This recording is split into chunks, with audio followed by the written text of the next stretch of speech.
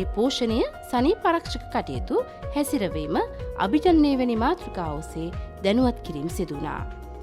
හොඳ සත්තු පාලනයක් සඳහා නිවාස සෑදීමේදී අවශ්‍ය අමුද්‍රව්‍ය ලබා දීමත් සිදු කළා. අදාළ ගොවීන් පශු වෛද්‍ය කාර්යාලයේ ලියාපදිංචි විය යුතුයි.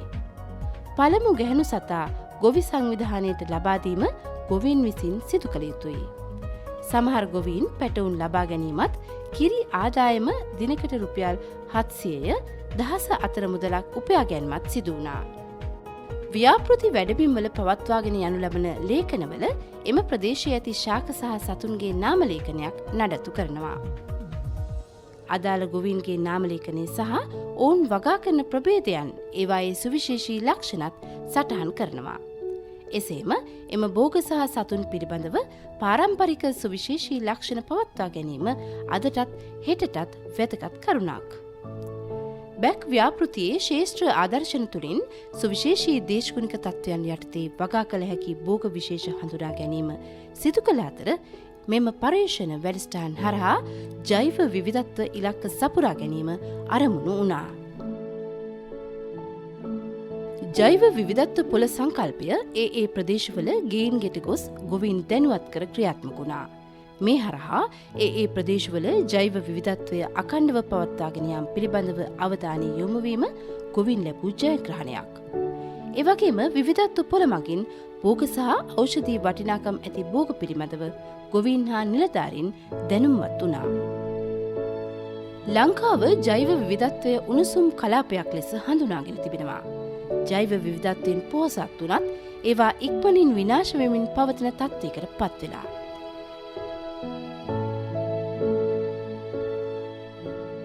ජෛව විවිධත්වය ආරක්ෂා කර ගැනීමේ අරමුණ ඇතිව ගමට හඳුන්වා දුන් ප්‍රජා බීජ බැංකු හරහා ගොවීන් අතර බීජ හුවමාරු කර ගැනීමේ යාන්ත්‍රණයක් හඳුන්වා දී තිබෙනවා. මෙහිදී මිල්ලනිය ප්‍රදේශයේ බීජ බැංකු දෙකක්ද උඩුකුමර සහ ගම්පල ප්‍රදේශයේ එක් බීජ බැංකුවකින්ද ක්‍රියාත්මක වෙනවා. මෙම බීජ සංරක්ෂණ ක්‍රමවේදය පාරම්පරික බීජ හඳුන්වා දෙන්නන්ගේ ප්‍රශ්නයට සාර්ථක විසඳුමක්. ජෛව විවිධත්ව දේශගුණික විපර්යාස සඳහා අනුගත කිරීමේ ව්‍යාපෘතිය මගින් අපිට ප්‍රජා බීජ බැංකුවක් ස්ථාපනය කරලා දීලා තියෙනවා. අපේ ගමේ ගොවි ජනතාව ඉස්සර බීජ සංරක්ෂණය කරේ අලු දුම් මැස්සේ තියාගෙන වගේ මේ ව්‍යාපෘතිය මගින් අපිට නව තාක්ෂණික ක්‍රමයක් හඳුන්වා දීලා බීජ සංරක්ෂණය කරන විදිහ අපිට කියලා දුන්නා. බීජවල තෙතමනය මේ උරා ගන්න සියලයිට් බීන් දාලා ඒවා මේ ජීවිතාවය වැඩි කාලයක් තියාගන්න පුළුවන්. ඒ හින්දා ඒවා අපි දාලා අවුරුදු 4-5ක් විතර මේ ජීවිතාවය වැඩි කාලයක් මේ තියාගන්නවා. අපේ ප්‍රජා බීජ බැංකුවට බීජ දැන්ට ගොවි මහත්තුරු 90ක් වගේ ප්‍රමාණයක් දීලා තියෙනවා. ඒවා ඔක්කොම මේ පැරණි භෝග වර්ග. මේ අපේ ප්‍රජා බීජ බැංකුවේ තියෙන බීජ වර්ග ගොවීන්ගේ අවශ්‍යතාවයට අනුව අපි ඒවා යාලට මේ ලබා දෙනවා.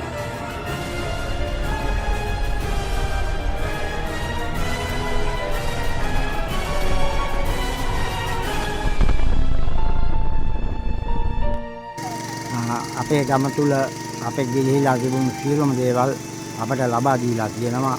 මේ සියලුම ලබා දුන්නු භෝග වර්ග දන්ත අපි වැඩි වීම කරමින් බීජ බැංකුවේ කම්පත් කරලා ඕනෑම කෙනෙකුට බීජ බැංකුව තුලින් මේ බීජ පරිහරණය කිරීමට මාරු කර ගැනීමේ ක්‍රමවේදයක් පිට අපි දක්වියා පුත්තියේ සමිතියේ දන්ත බීජ බැංකුව නිරෝධයෙන් පවතිනවා.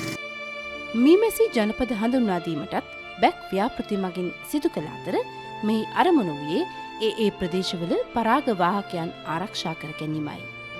මීමැසි පෙට්ටි ලබා දීමෙන් ජනපද වර්ධනයත් ඒ සඳහා අවශ්‍ය පුහුණුවත් ලබා දීම ව්‍යාපෘතියෙන් සිදු කළා.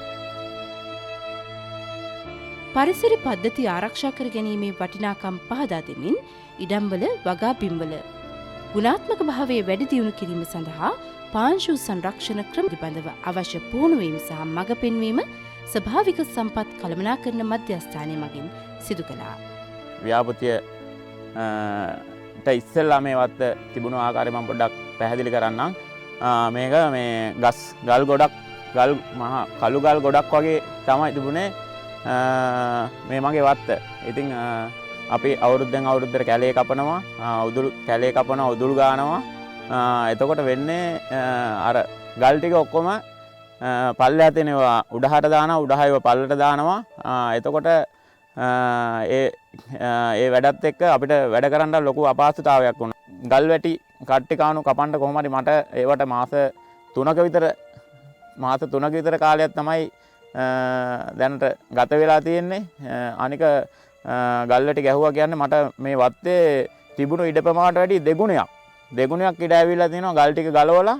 අනික පිළිවෙලට ඒ ගල් වැටි ගාම නිසා අර වත් දෙගුණයක වගේ මට මේ දැන් ඇත්තමයි ඉඩ ලොකු ඉඩ ප්‍රමාණයක් තියෙනවා. ප්‍රජාමූල සංවිධානවල මාසික රැස්වීම් එහි ශක්තිය වැඩි කිරීම සඳහා ඵලදායී ක්‍රියාකාරකමක්. බැක් ව්‍යාපෘතිය සමග කළ වැඩවල ප්‍රගතිය හඳුනා ගැනීමටත් එය උපකාරී වුණා. සහභාගීත්ව ක්‍රියාකාරකම් සඳහා ප්‍රජාමූල සංවිධානවල ක්‍රියාකාරීත්වය අතිශයින්ම වැදගත්. ප්‍රජාමූල සංවිධාන තුළ ආර්ථිකය ශක්තිමත් කිරීමට ඒ ප්‍රදේශවල නිෂ්පාදන සංවර්ධන ව්‍යවසායකත්ව වැඩසටහන් ලබාදීම ව්‍යාපෘතීන් සිදු කළා. ජෛව විවිධත්වය දේශගුණික විපර්යාස සඳහා අනුගත කිරීමේ බැක් ව්‍යාපෘතිය මගින් අපි මේ කරන්න ලෑස්ති කරලා තියෙන්නේ ඖෂධීය හඳුන් කූරක් නිෂ්පාදනය කරන්න.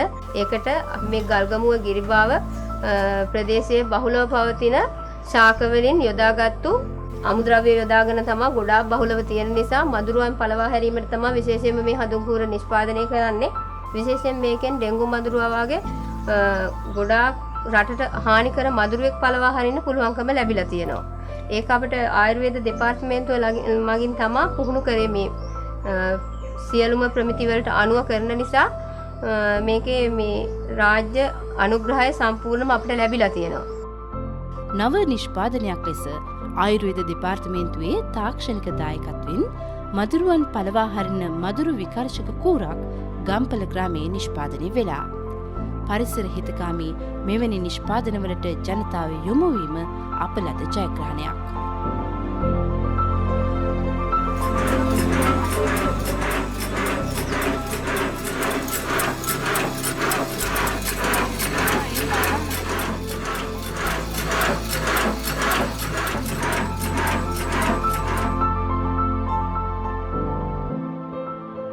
කිතුල් පැණි කිතුල් හකුරු අපේ ඉපැරණි නිෂ්පාදන.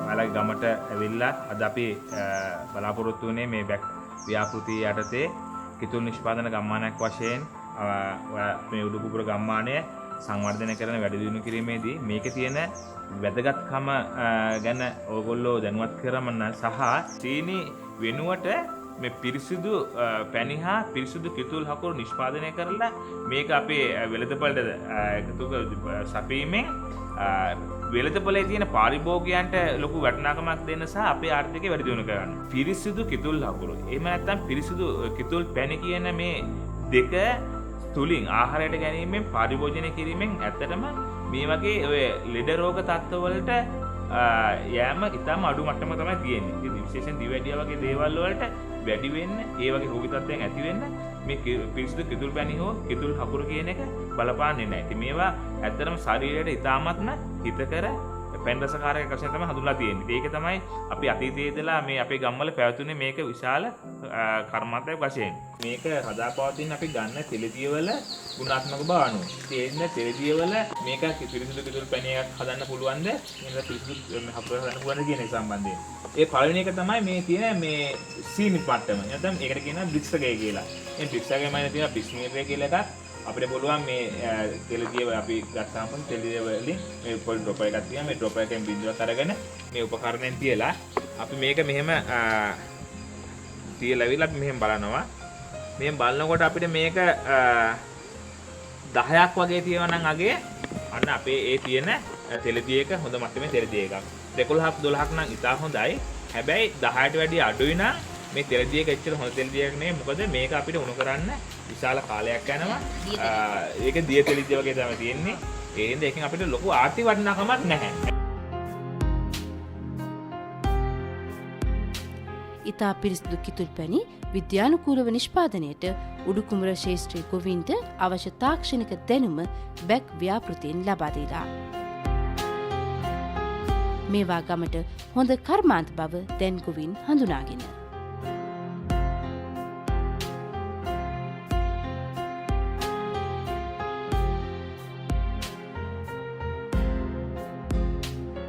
දේශගුණික විපර්යාස පිළිබඳව මහජනතාව දැනුවත් කිරීම පිණිස විවිධ වැඩසටහන් පැවැත්වුවා. රූපවාහිනී වැඩසටහන්, ගුවන් විදුලි වැඩසටහන්, පුවත්පත්, අත්පත්‍රිකා ප්‍රදර්ශන කුටි ප්‍රධාන තැනක් ගත්තා. ජාතික වැඩසටහන් දෙකකදී ව්‍යාපෘතිය ක්‍රියාකාරකම් වල ප්‍රතිඵල ප්‍රකාශයට පත් කළ අතර මේ අතරින් බැක් ව්‍යාපෘතිය මගින් 2019 වර්ෂයේදී පවත්වන ලද පරීක්ෂණ සමුළුව හඳුන්වා දෙන්නට පුළුවන්. මේදී පාර්ශවකරුවන් විසින් තම සොයා ගැනීම පිළිබඳ පරීක්ෂණ පත්‍රිකා ඉදිරිපත් කළා.